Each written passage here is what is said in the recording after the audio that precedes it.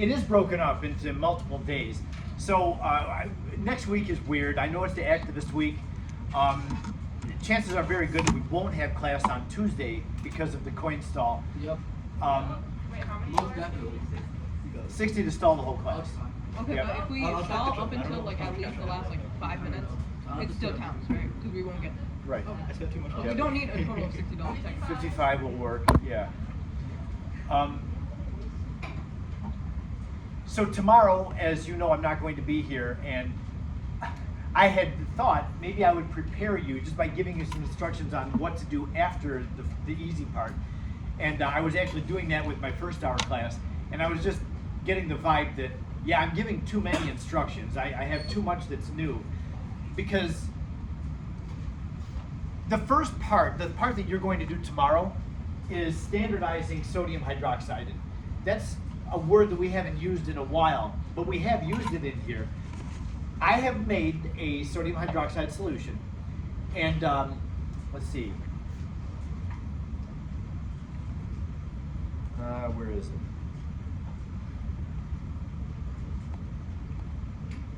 It's here. This is the first part of the lab that we're doing tomorrow. This is the first part of part 1. This entire paper that you're going to get is the whole thing will be turned in next Friday. We're just going to do them piece by piece. And since I wasn't going to be here tomorrow, Mr. Helmut last week and I decided that, well, let's just start the lab, even though we can't do the entire lab all consecutively. We'll do part 1 or part A and part B, and then I'll have another lecture day, and then we'll do part C of the lab, and then you'll turn it in. To standardize the sodium hydroxide. So it tells you up here, it says, make and standardize a solution of sodium hydroxide. You're not making it, I've already made it. That saves us a little bit of time. But I have made it with a concentration between 0.15 and 0.20 molarity. So there's the range that the concentration is, but you don't know what the actual concentration is. You can't just say, oh, well, we'll just take that halfway point and say this. No. We want to be accurate, so we need to know what the actual concentration is. So that means that we need to standardize it. And standardizing just means to figure out its concentration. We've done this already. We did the exact same experiment earlier in the year in chapter 4 when we did an acid-base neutralization reaction. So the acid that you're going to use to figure out the concentration of the sodium hydroxide is KHP, potassium hydrogen phthalate. Does that ring a bell in your brain, KHP? We've used it. It's a solid acid. I have it out in the room. There's 3 Sorry, thanks. Why did that happen, I wonder?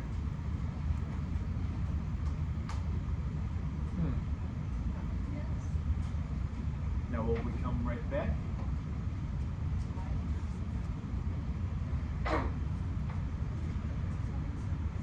Yeah, 304, the little thing is spinning. Wonder what that was.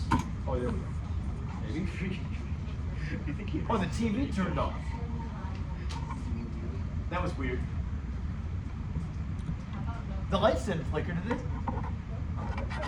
Yesterday the lights like kind of turned off in like the lunchroom. They did. Yeah. I wonder if somebody hit the switch. I don't know. Because I didn't notice the flicker of lights. Okay. Okay, so here we are again. KHP is a solid acid. You're going to measure out this range of masses for anywhere between 0.15 and 0.2 grams of the KHP. There's weighing paper next to the balance, so weigh it out on there, put it into your flask, and dissolve it with about 30 ml of deionized water. Now notice the instructions say roughly 30 ml. There's no graduated cylinder at your station, so you're just going to estimate 30 ml. There are graduations on the side of the flask. Just be close. I think the first graduation is 50 ml, so just go about halfway up between the bottom and the first graduation. So add some phenolphthalein, 1 drop or 2 drops is enough, and then go titrate it to the phenolphthalein endpoint. You've done that before. Do you remember that? Not really. Okay, but you know how to titrate to an endpoint, and the faint pink endpoint, the fainter the better. Unfortunately, I'm not going to be here for you to show, like make your teacher proud, look how faint pink our endpoint is. If you want to take a picture of it and send it to me through Schoology, go ahead. Yes? Is there a limit on how much No, there's not. If we fail. If you need 6 trials, then use 6 trials. This is the kind of thing where you want to run multiple trials. You don't just run one good trial. As Mr. Hevel and I always say, do the first trial quick and dirty just to get an idea of how much of the sodium hydroxide it takes to neutralize the KHP. And then the second one, you have an idea of how much it takes. Go more slowly and methodically to get to the endpoint, get a real nice endpoint, yes? Recorded, yes. Yeah, recorded. No. If you know that you overshoot, I would like to see the data for that, but don't include it when you find the average. Yeah. So get 2 good trials, and if you just can't handle the wastefulness of a quick and dirty trial, then 2 trials will suffice if you have 2 good endpoints. I mean, I'm not mandating that everybody does a quick and dirty. That's just normal chemistry practice. But you know, if you're too good for the quick and dirty, or if you feel like, oh, that's wasting our resources, can't do that. I understand, and so just be careful on both trials. But that first trial will be dreadful because you'll be going like drop by drop, and usually that first trial is not good. Anyway, even if you get a good endpoint, it's just all the measurements are they don't seem to work very well. So that's all we're going to do tomorrow. I want your data table here of all your trials, whether they were good or not, and then give me the average of the good trials. And then like, you'll do your data table and your calculation in here. I would like a table. It does say, All your data should be organized in a you know, I had revised this document, and it said into a neat table. But then Mr. Hevel beat me to it. He had printed and photocopied it. So yeah, he didn't have the revised one. Make a nice deep data table is what I'm telling you. Where does it say that? All of your data. Oh, it does say that. It does say that. Yeah. Okay. So yes, now I'm holding you to it. You have to stick to that. When we do part B, we'll do that on Monday. And what's going to happen is I'm going to have a strong acid, unknown concentration of a strong acid in a beaker for you. And you're going to use the same sodium hydroxide solution, so that's why you're doing part A. You need to know its concentration. You're going to make a titration curve, titrating, that's so weird. You're going to titrate the strong acid, the unknown strong acid, with the sodium hydroxide. But we're not going to an endpoint. You're not going to use phenolphthalein. You're just going to measure the pH every milliliter that you add of sodium hydroxide. Yes, every milliliter. You're going to add a milliliter, read the pH. Add another milliliter, read the pH. Add another milliliter, just keep going. So it's a little bit. The good news is you only need 1 trial. You don't have to do a quick and dirty or whatever, as long as you're measuring carefully. You just need to do 1 trial of it. And it's really nice. The graphical analysis app will make the graph for you. It just makes it for you. It's really nice.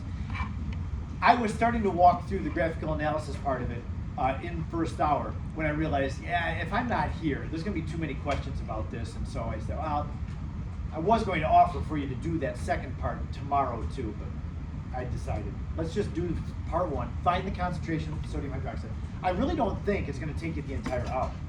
I would gander to say that it probably will take you about half of the class to do at least 2 good trials and come up with the concentration. But you may prove me wrong.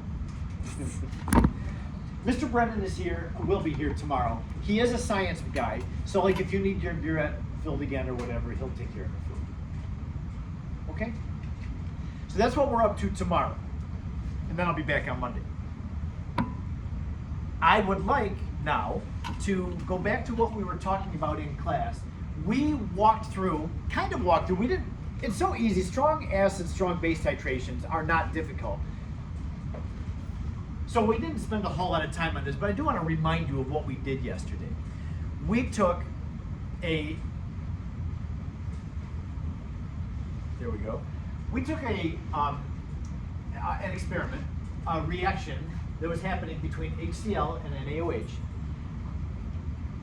Incrementally, we added the sodium hydroxide, and every 10 milliliters, we measured the pH. Now, we didn't actually physically measure the pH, but we calculated what the pH should be. You have to do this kind of work when you're dealing with titrations. So we found the pH before any sodium hydroxide was added, just of the HCl. Then we added 10 ml, found the pH, 20 ml had found the pH, we just kept going. So we did all this together as a class. Then we went on to 30 ml, 40 ml. You did those and you found the pHs, which were all correct. Now when we got to 60 ml of sodium hydroxide being added, 60 ml of sodium hydroxide is our equivalence point. If you notice the point before that, the numbers aren't up here, but this was 0.006 and this was 0.005. We didn't have the same number of moles of each. We still had an excess of hydrogen, so it was still very acidic. But on this data point, we ran out of hydrogen, we ran out of hydroxide, just like we were talking about over here in the reading. So there's nothing in the solution that can determine the pH except for the little tiny bit of hydrogen and hydroxide from the autoionization of water. So that's why the pH would be 7. There's nothing else in the solution that can affect the pH. So then we did the pH of a couple of points after the equivalence point. At point 8, we had added 70 ml of sodium hydroxide. That means that now we have an excess of hydroxide. Now the solution has become basic. It started as very acidic, of course, and we were slowly adding sodium hydroxide, but now we've added enough to the point where this is a basic solution. So in 2 data points, we went from 1.9 in the pH through 7 in the next data point, and then we're up to 12 on the next one. So we had this huge jump, a huge swing in the pH as it went from acidic to basic. And then, of course, we just added a whole bunch more, 30 more ml, and we can see that it's gradually going up again. It will level out at 13 eventually. Like if we added 1,000 ml of the sodium hydroxide, then that little bit of acid that was in there is going to be negligible, and we'll have something very close to 13. Okay, now all that, if it gets graphed, will make a graph, a plot like this. This is the titration curve that you get when you do a strong acid titration. The acid starts low. You see it doesn't just stay constant at its pH. It goes up steadily as we add sodium hydroxide, but not very much, as you see. And then as soon as we hit the equivalence point, whoa, we get this huge jump. Many pH unit jump, often 8 to 10 pH units is how much it goes up. The equivalence point pH is always 7, only when you're titrating a strong acid or a strong base. I'm going to say that again because you may think that that would be like a common sense kind of thing. It's not. The pH at the equivalence point is 7 only when you're titrating a strong acid or strong base. If I'm titrating a weak acid, my pH at the equivalence point is not 7. But only for strong acids it is. Now we're going to do a weak acid titration. We've got 20 or so minutes left this hour. I'd like you to see, at least up to the equivalence point, how a weak acid being titrated is different from when a strong acid is titrated. So yeah, keep this in mind. This is in the notes. You'll be able to refer back to this. I had shown you yesterday there's some subtle differences between the titration curve of a strong acid being titrated versus a weak acid. All right, so let's take this on. It's going to look very similar, where I'll give you, this is what we have in our reaction container first. We have an acid, but it's not HCl anymore. It's a weak acid, HOCl, hypochlorous acid. Low Ka value, 3.5 times 10 to the negative 8 power. So this is a weak acid. This is not very strong at all. So we're going to titrate it with 0.1 molar sodium hydroxide, so it's a weak acid being titrated with a strong base. We're going to go through the same thing. We're going to take many data points. Every 10 milliliters, we're going to determine what the pH is. So now, number 1, before any of the sodium hydroxide gets added to it, what is the pH of the simple HOCl solution? Okay, well, for this, HOCl is a weak acid, not a strong acid. If it was a strong acid, you just take a negative log of 0.1. But it's not strong, it's weak. So weak acid comes to equilibrium. And so we're back to this, finding the pH of a weak acid solution. Now there's no hydrogen ion to speak of in this, and there's no OCl. This is not a buffer solution, it's just plain old HOCl trying to dissociate. So yeah, we start with 0 of the products, and that means that the left side goes down by x and the right side has to go up by x. So we have 0.1 minus x there, x and x.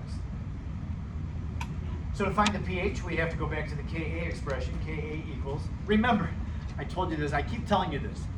When you have strong acids and bases only in your problem, rejoice, because those are really easy. This titration curve is not even close to the ease of the strong titration. I mean, we were able to do a strong acid, strong base like in 10 minutes, the whole curve. This one, we have 20 minutes and we'll just get to the equivalence point. So this is much more work than the strong acid titration. All right, so anyway, the Ka is 3.5 times 10 to the negative 8. And that's equal to the products, x squared over the reactants, 0.1 minus that negligible x. So this is nothing new. I mean, you've been doing this many times. In fact, we even have a shortcut that some people prefer to use. I don't. I go through the whole ice table every single time because I don't trust myself to remember the shortcut. If I thought about it, I can come up with it, but I'm fine just doing this. So we're going to get an x value, something times 10 to the negative 5th is the x. And therefore the pH, just from memory from last hour, 4.23. 4.23? Now right off the bat, you can tell this is not a strong acid. Because strong acid, 0.1 molarity, would have a very low pH. This is not very low at all. So that's one thing that you can tell that will mark this as different from a strong acid, is that pH doesn't go as low. So let's start adding base to it. The next data point is going to be when 10 ml of the base is added. Now, I warned you that writing the chemical equations is not just a given. You have to think about what's reacting and how things are happening in these problems. But remember, acids have to neutralize bases. If you have an acid present and a base present, they're going to neutralize each other. The only time they don't is when you have a weak acid and its conjugate base. They don't neutralize one another. But anytime you have a weak acid and a strong base, or a strong acid and a weak base, they'll always neutralize one another. Now this is a reaction, and I've said this multiple times, I'll continue saying it.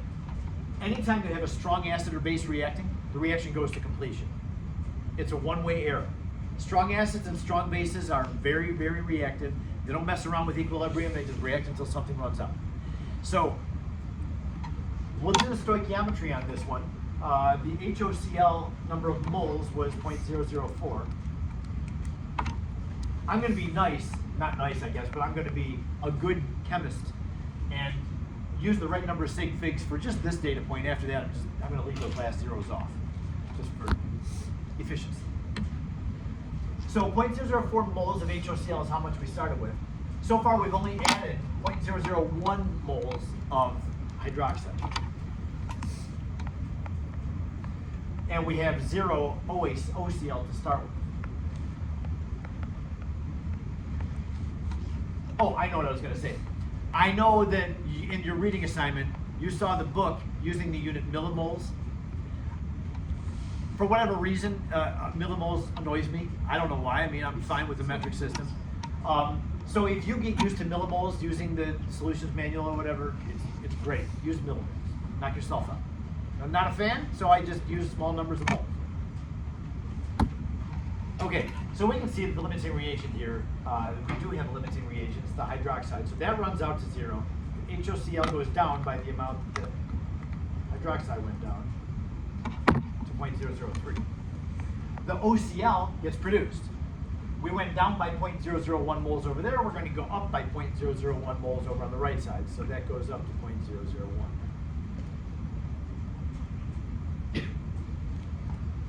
Now, at this data point, after this reaction has happened, what do we have present in the solution? We have HOCl, a weak acid, still present, and we have OCl negative, its conjugate base, present. How would we calculate the pH of this solution? Yes? Use the Ka of HOCl. No, Victor. There's a faster way to do it. Daniel. Bah! We have a buffer solution. adding a little bit of hydroxide, but not using up all the weak acid, has created a buffer. What you said will work, it's fine. The HOCl, do the dissociation of it, you have now an initial concentration of OCl, use the Ka. But why not use the buffer equation? Take advantage of that. The buffer equation, boy, it just makes things so much easier. So anyway, we'll just do this. pH equals negative log of the Ka, which is 3.5 times 10 to the negative 8, plus the log of the base, which is 0.001 over the acid, 0.003. Like that.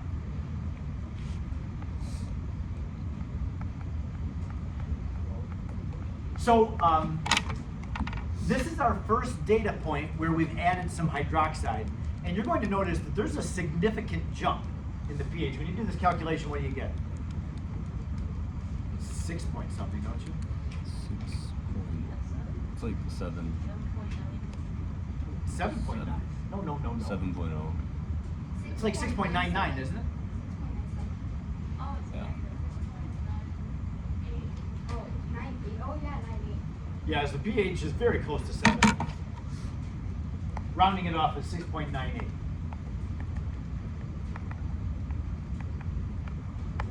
Yes. How do you know something's a buffer? Is it when it's in its conjugate acid? Yes. Whenever you have a solution that contains a weak acid and its conjugate base, both in a healthy amount. So when I say both in a healthy amount, it doesn't mean they have to be the same concentration. This is 0.003, that's 0.001, so it's like 75% weak acid, 25% weak base, it's conjugate base. That's healthy enough.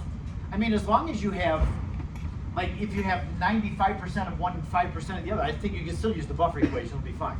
But less than a 95 to 5 ratio, then you probably have to use the dissociation. Yes. Use the K.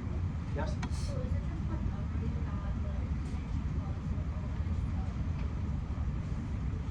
upgrade Until you get to the equivalence point, yes. Until you get to the equivalence point. And we're going to see that, and we're just doing the first data point here, but you're going to see the next data point, we can use the buffer equation. The one after that, we can use the buffer equation. But then we get to the equivalence point, and we can't use it then, and we won't be able to use it after that. So yes, take advantage of when you can use that buffer equation. So yeah, buffer is always present when you have a weak acid and its conjugate base both in the same solution. So we didn't start with a buffer, but now we've neutralized some of the HOCl, and neutralizing that means it has made its conjugate base. We've taken some of the hydrogens off. Yes? So for like PHCN, can we write units in mmmols? Yes. Oh yeah, for sure. For sure you could. Yep. You could use micromoles if you want to. Like that would be what? 4,000 micromoles. As long as your number is correct according to the unit that you're using, they can mark you wrong. All right, so let's go on to the next one. Oh, the other thing I was going to say, just in terms of an observation, our first pH was 4.23, and then the next, adding our first increment of strong base, look at this jump in the pH. It goes up by more than 2 pH units in one data point. So that's a big difference between a weak acid being titrated and a strong acid being titrated. Strong acid just starts low and creeps up, but a weak acid has a quick jump and then it kind of levels off. And there's a reason for that, but we'll get to the reason later on. So the next data point is when we've added 20 ml of sodium hydroxide. So we go through the whole same thing. We have 0.004 moles of HOCl. We have 0.002 moles of hydroxide initially, and 0 of OCl. Limiting reagent again is the hydroxide, so that goes to 0. HOCl goes down to 0.002, and the OCl goes up to 0.002.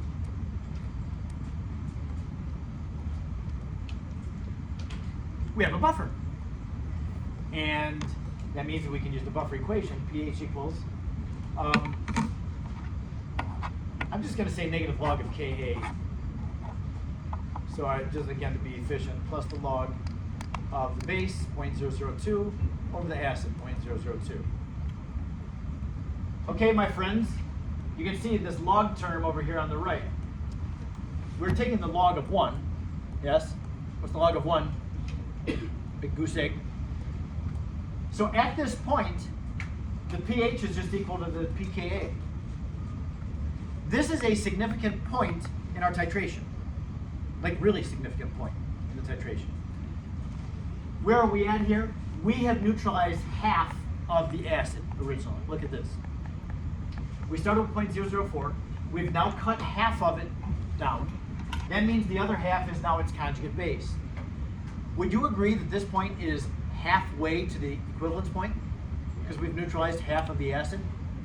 So we call this point in a titration, cleverly, the halfway point. We chemists, we're creative. At the halfway point, the pH equals the pKa. That's kind of cool, really. You have a question, Patricia? I know that, but you said, like, if you go through the test for 20 years, start over, and then add, like, you added 20 from the start, would there actually be a difference in what you cut? No, it's just to stay organized. Yeah, you could start where this left off and just add another 0.001 to it. But it's just that if you make an error, it's a compounding error. But it's fine to do that if you want. Okay, now I even have dedicated the next slide to the fact that this is the halfway point. I want you to take a look at this. When half of your original acid has been neutralized, that means that you're left with the same amount of acid and conjugate base. At this point only, you have the same amount of acid and conjugate base. That always happens at the halfway point of a titration.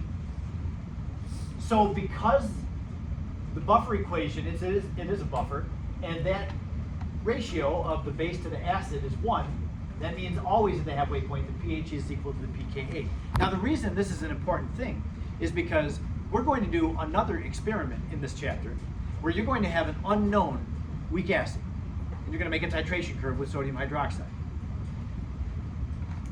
If you got a titration curve, it's a weak acid, remember, so a weak acid curve is going to look like this. Quick jump, and then you got leveling off, and then do you know where the equivalence point is? Point to the equivalence point. Like seriously, with your finger, point to the equivalence point. Yes, you're all pointing the right thing, right there. That's the equivalence point. The middle of the big vertical leap.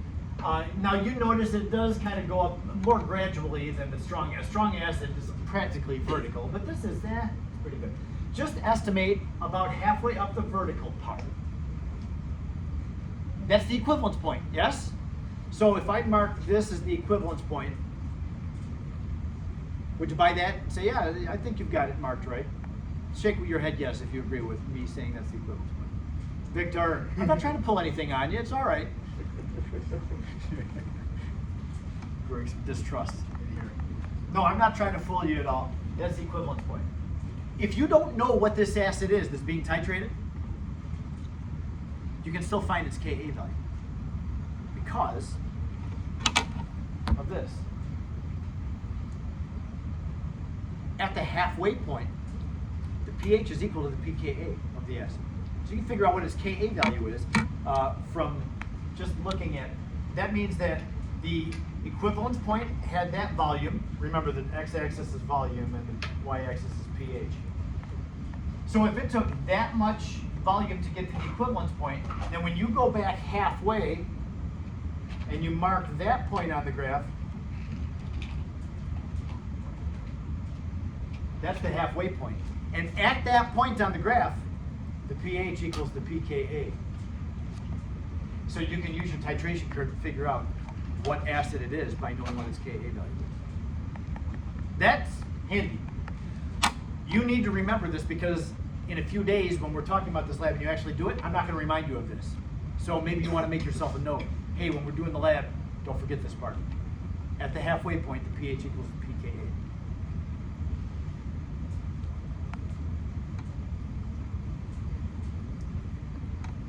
Okay, we're going to move on. Oh, we didn't even give what the pH was at that point. Let's see. Negative log of 3.5 times 10 to the negative 8, I believe is 7.46.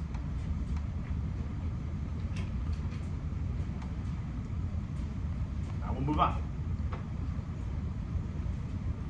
Halfway point, and then data to point number 4. We're almost to the equivalence point here, and you'll see that. The HOCl was 0.004 moles. Hydroxide that was added was 0.003 moles. Oh yeah, so we see we're getting close to the equivalence point, but we're not there yet. The next data point is going to be the equivalence point. So hydroxide is once again the limiting reagent. So that goes to 0. HOCl goes down to 0.001. The conjugate base goes up to 0.003. The amount that the left side went down. We still have a buffer solution, so we can still use the buffer equation. So the pH in this data point is going to be 7.46, that's pKa, plus the log of 0.003, the base, over the acid.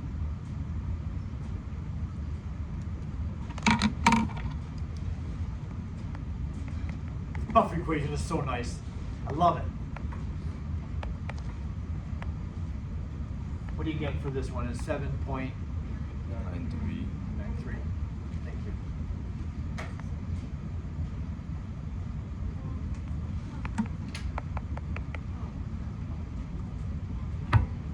Okay, so just an observation about what the pH is doing. First data point was before any sodium hydroxide was added. pH was around 4, and then after some sodium hydroxide, it jumps up to about 7, and then it went through the 7 pH to about 7.5, then the high 7s, it won't go far enough, high 7s. So yeah, you get a quick jump, and then it's kind of leveling off, but it's still going up fairly. And now the next one's going to be the equivalence point. We know there's going to be a big jump at the equivalence point. Let's take a look. This will be the last data point. Oh gosh. Save this for Monday? It's not that long. You just No. Well, it is. The equivalence point is the worst point to find the pH for. It is the hardest. This right here is the hardest thing in the whole chapter. And I'm not saying, remember, if you just do this a few times and you study in advance, you're going to say, why are you saying that's hard? That's not hard. But yeah, this is what gives people more trouble than any other data point. Any other thing in chapter 15 is the equivalence point. All right, if you insist, let's do it. The equivalence point is where 40 ml of sodium hydroxide has been. How do I know that's the equivalence point, or am I just making that up? Well, my moles of acid were 0.004. Now my moles of added base are 0.004. So there's no limiting reagent. That means that they both go to 0. And the OCl goes up to 0.004. Now, we have run out of our weak acid, and we have run out of our strong base. Both those are 0. Does that make the pH 7? No. pH of the previous data point was 8, or 7.9 something. So no, it's not going to go back to 7. What do we have in this solution still that can affect the pH? We have the conjugate base of the acid. We don't have any of the weak acid, but we have its conjugate base. That is the only thing in the solution now that can affect the pH. So we have a weak base solution. So that means that we need to treat this solution as a weak base solution. And we have to write the chemical equation for a weak base in water. And we go back to chapter 14, what we learned about having weak bases in water. One of your reactants has to be the water molecule so that the base can do its job and accept a hydrogen and make hydroxide, and then it's conjugate acid. Okay, now this is kind of weird because the first step in this reaction, we saw that the HOCl went down to 0, but it doesn't stay at 0 because the OCl that gets made will do its thing as a base and produce some more of the HOCl. But we're still going to leave that assumption at 0 because it's going to be negligible. It's a small value. Now remember what units we use when we fill out an ice table. We're not just going to bring the 0.004 down and stick it right there. You have to use molarity.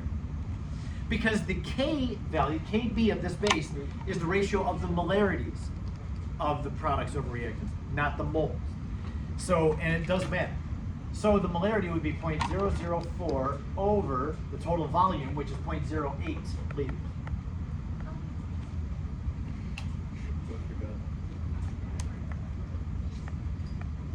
Okay, so and then HOCl starts at 0 in this thing. So it has to go to the right, minus x, plus x, plus x. And that's gonna be 0.05, that was that initial amount, minus x, x, and x. So what k do we use? We don't use this k, that's Ka of the acid, that acid's gone. We have to use Kb of the base. You see all these things we have to do? Oh, man.